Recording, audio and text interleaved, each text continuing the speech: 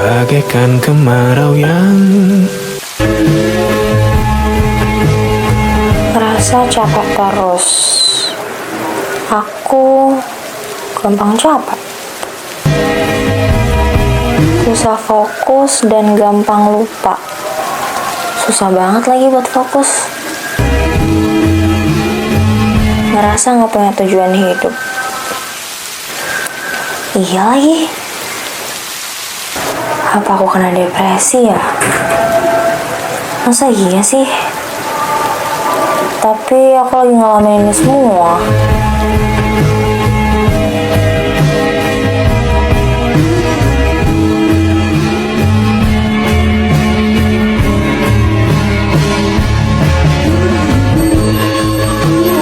Istilah penyakit mental yang dimana seperti bipolar, MPD, avoidant yang sejenisnya setiap kali muncul di beranda media sosial. Kontennya bertema kesehatan mental.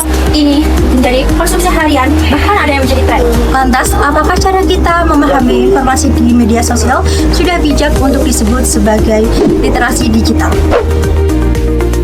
Jadi memang validitasnya itu tidak bisa hanya dengan berdasarkan ciri-ciri saja seperti itu, tapi itu cuma sekadar indikator. Nah, biasanya di konten-konten media sosial seperti itu biasanya tuh mereka tuh bahasanya tuh hiperbola banget, biasanya kayak meyakinkan, berusaha meyakinkan pembacanya, dan biasanya orang-orang tuh kayak merasa relate atau merasa kayak ada kesesuaian antara yang ada di dalam dirinya sama yang dideskripsikan sama pembuat konten media sosialnya. Jadi orang-orang tuh waktu baca kayak merasa, oh aku juga merasa gini, aku juga mengalami hal ini, berarti aku gini dong, berarti aku depresi dong, seperti itu. Jadi makanya orang-orang tuh nggak bakal nyari informasi lagi, tapi karena merasakan udah ada kesesuaian antara yang disajikan di konten sama yang apa dia rasakan, jadi orang-orang jadi merasa kayak jadi bisa self diagnose kayak gitu. HBS dan rekan rekannya dari Department of Public Health William Henderson University melakukan penelitian terhadap 100 video TikTok yang telah beredar. Ditemukan bahwa 84% di antaranya bersumber tidak dari tenaga profesional ahli kesehatan jiwa.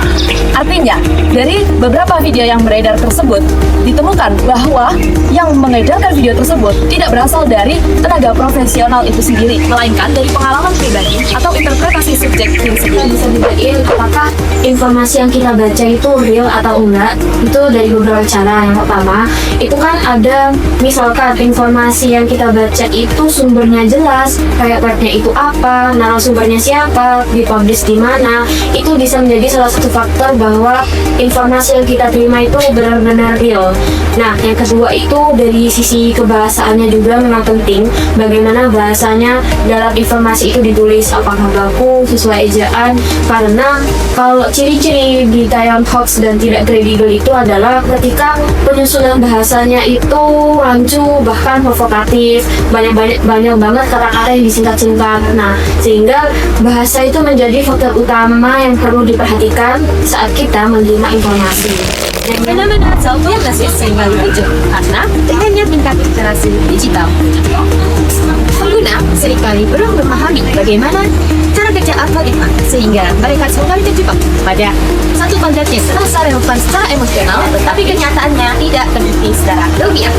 Teman-teman, sebelum kita mengidentifikasi atau menilai satu konten berdasarkan diri kita terhadap satu konten tersebut, alangkah baiknya kita berpikir sejenak. Apakah sebenarnya kita benar-benar membutuhkan bantuan profesional atau hanya sekadar ingin